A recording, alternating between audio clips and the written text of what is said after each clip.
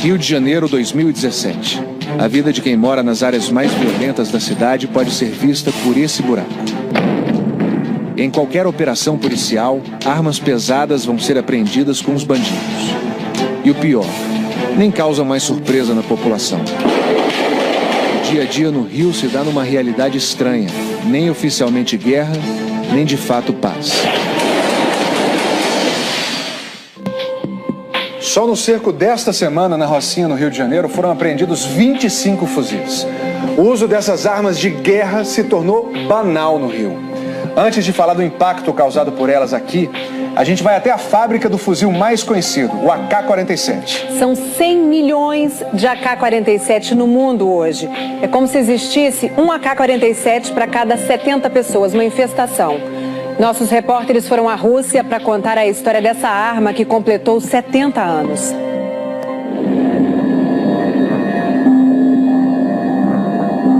O cogumelo de fumaça tinha 18 quilômetros de altura.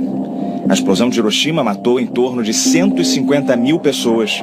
A outra em Nagasaki, perto de 75 mil. As duas bombas atômicas fizeram menos vítimas do que a AK-47.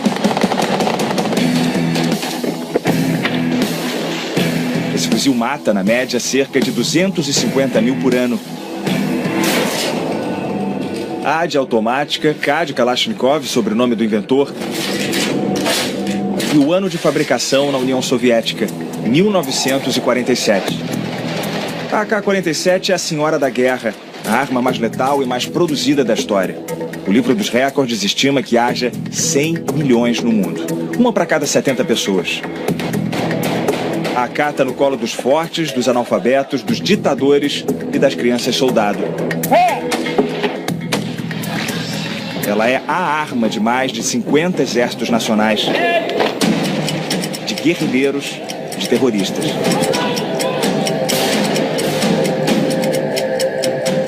Quando a gente fala sobre esses números todos ao redor da AK, é muito difícil para um leigo entender o que é a força dessa arma. A gente só consegue ter uma noção de toda essa potência num estande de tiro, numa situação em que a gente vê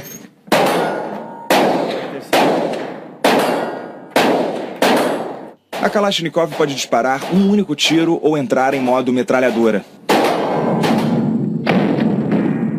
São 10 tiros por segundo, calibre 7,62 por 39 milímetros. Alcance efetivo de 300 metros. Só ao lado dela a gente percebe o barulho, o cheiro da pólvora, o deslocamento de ar que ela provoca. Você duvida? Então olha de novo. Repara no papel atrás de mim se mexendo sozinho.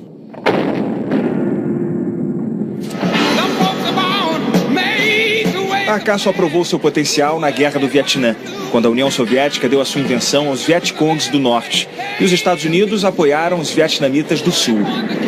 Os fuzis das duas superpotências mundiais ficaram frente a frente, o M16 americano e o AK-47 comunista. A arma dos capitalistas era mais leve e mais precisa.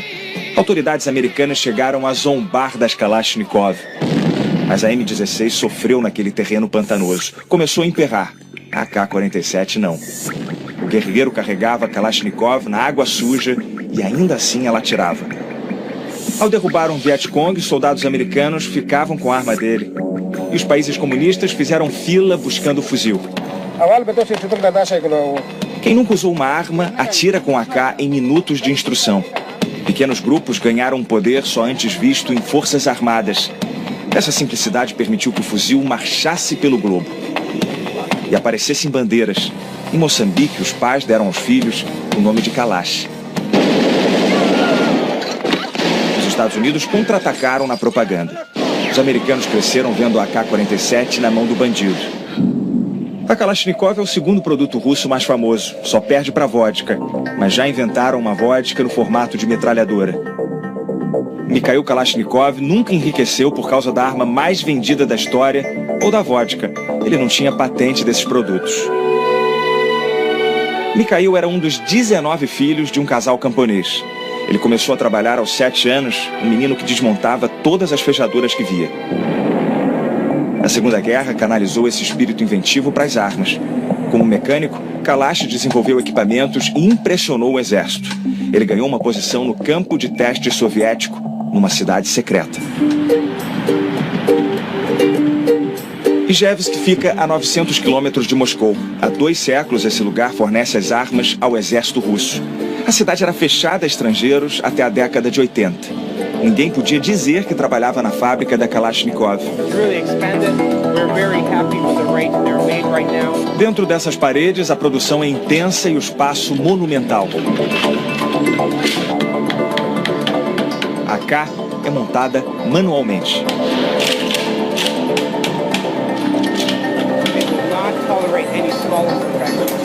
O que ele está explicando aqui é que essa grande quantidade de mulheres trabalhando, ela está ligada aos setores. Esse aqui é um setor de controle de qualidade, então ele diz que as funcionárias conseguem ver pequenos detalhes, pequenos problemas nas armas, e é um trabalho de concentração que elas desempenham melhor do que os homens. A União Soviética compartilhou a AK entre os países comunistas. Mais de 10 ganharam licença de produção. Essas AKs viraram um Frankenstein, uma base russa, um barril sérvio, um cartucho búlgaro. A capacidade de intercâmbio de peças e a durabilidade facilitam o contrabando. O porta-voz da Kalashnikov diz que as AKs do mercado ilegal vêm sobretudo da China, hoje a maior produtora. Os chineses exportam sobretudo para a África, onde são desviados para rebeldes. Já a maioria das AKs usadas nos atentados em Paris saiu dos Balcãs. A gente está vendo aqui algumas das incontáveis homenagens que o Kalashnikov recebeu. São condecorações das mais diversas do governo soviético por todas as armas que ele construiu na sua vida. Mesmo depois do fim da União Soviética, a Rússia continua tratando Mikhail como herói. Ele ganhou agora em setembro, 3 anos depois da sua morte, uma estátua de 9 metros em Moscou. Kalashnikov tinha um discurso pronto quando perguntavam se o inventor de uma máquina universal de matar dormia tranquilo. Ele respondia que a arma era para se defender e a culpa pelas mortes não era dele, mas dos políticos. Só que à beira da morte, a consciência de Mikhail pesou. Numa carta à Igreja Ortodoxa Russa, ele escreveu: "Minha dor espiritual é insuportável. Se meu fuzil reivindicou a vida de pessoas, então seria eu o culpado por suas mortes? Quanto mais vivo, mais essa pergunta perfura o meu cérebro."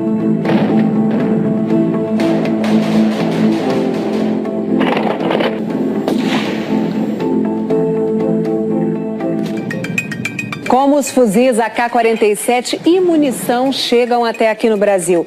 Olha, existem várias rotas. Boa parte sai da China e do leste europeu e entra de forma legal nos Estados Unidos. Esse tipo de arma também é fabricado em território americano. Os carregamentos saem dos Estados Unidos por avião ou navio e chegam ao Chile, à Bolívia e ao Paraguai. Depois entram ilegalmente no Brasil e viajam pelas estradas até as grandes capitais.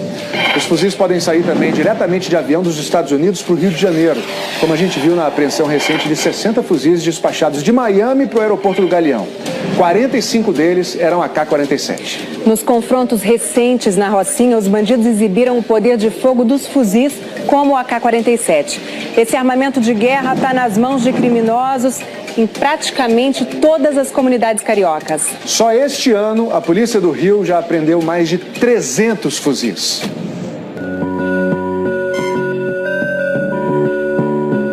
Rocinha, 1989. O traficante Naldo é flagrado atirando com um fuzil. A arma até então pouco conhecida no Brasil, a imagem foi um marco. Um anúncio de que o Rio de Janeiro viveria décadas de muita violência. Na cidade, os bandidos começaram a usar armamento de guerra antes da polícia. O Rio é a única cidade no Brasil e uma das poucas cidades no mundo onde há uma presença massiva e universalizada de armas longas de guerra dentro de áreas urbanas. A arma mais vendida no mundo é a preferida dos traficantes cariocas, o fuzil AK-47. Criminosos preferem esse tipo de arma, inclusive pelo fato de depender de menos manutenção. De 2014 até agora, a Polícia do Rio tirou dos bandidos mais de 1.300 fuzis, média de 1 por dia. Só neste ano já foram mais de 300. O AK-47 é o segundo tipo de fuzil mais apreendido por aqui. E tem nos preocupado também o número de munições de fuzil apreendidas no crime. Quando a gente olha os fuzis apreendidos, eles são por volta de 5, 6% de tudo que se apreende de arma no estado do Rio de Janeiro. Mas quando a gente olha munições, nós fizemos um levantamento que mostra que as munições de fuzis chegam quase a 1/4 do que se apreende de munição. Esse é um dos depósitos de armas apreendidas pela Polícia do Rio. No fim da década de 1980, os primeiros fuzis foram encontrados nas mãos de bandidos. Já faz aí quase 30 anos. Hoje, os investigadores dizem que os traficantes daqui têm mais fuzis do que todas as forças de segurança do estado. Os fuzis não estão somente nos confrontos nas comunidades. Até em assaltos a padarias e barraquinhas de cachorro-quente eles têm sido usados. Os traficantes investem pesado. Na fábrica, um AK custa em torno de R$2.000. No mercado clandestino, a arma sai entre R$50 e R$70.000. A Secretaria de Segurança do Estado não fala sobre a quantidade de fuzis que está nas favelas. Afirma que são informações sigilosas. Nós percebemos que o poder de fogo dos criminosos no Rio de Janeiro aumentou muito. Isso é muito mais crítico para a população que fica no meio desse fogo cruzado com uma arma que tem um poder de letalidade muito maior. Por isso também que o Rio de Janeiro é campeão mundial de bala perdida. Os baleados na Rocinha, por exemplo, são trazidos para este hospital público, o Hospital Municipal Miguel Couto. Este aqui é o setor da ortopedia. E bem aqui, a gente pode ver algumas radiografias de feridos nos últimos confrontos. 2 pessoas foram atingidas por tiros de fuzil. Uma delas é um traficante. Ultimamente a gente tem visto um número crescente por lesões causadas por fuzil. Qual o estrago que um tiro de fuzil provoca no organismo? Ele destrói todos os tecidos. Quando entra no corpo, a bala de fuzil produz uma onda de choque. E o impacto destrói estruturas importantes como músculos, veias, artérias e ossos. A grande maioria que é baleada, ela não chega com vida ao hospital, não é isso? Exatamente, porque se elas são atingidas em áreas vitais, não dá tempo. O estrago, a destruição é muito grande e não dá tempo. Esta semana, o Senado aprovou um projeto de lei que torna crime hediondo o porte de armas de guerra, como o fuzil AK-47. Se a proposta for sancionada pelo presidente Michel Temer, os condenados terão que cumprir pena em regime inicialmente fechado, sem direito à fiança, anistia ou indulto. E a progressão de regime será mais lenta. Eu não acredito que legislação seja capaz de nos tirar dessa crise. Os fuzis têm que ser combatidos antes de chegarem às comunidades cariocas. A gente defende um investimento maciço na polícia de investigação, tanto na Polícia Civil quanto na Polícia Federal, para a gente atuar com inteligência contra essas organizações criminosas. Então a gente precisa ter um rastreamento sistemático dessas armas apreendidas para saber exatamente de onde elas estão saindo, qual o caminho que elas percorrem e quem está envolvido nesse esquema. Porque só com isso, de fato, você consegue diminuir bastante o poder de fogo no Rio de Janeiro.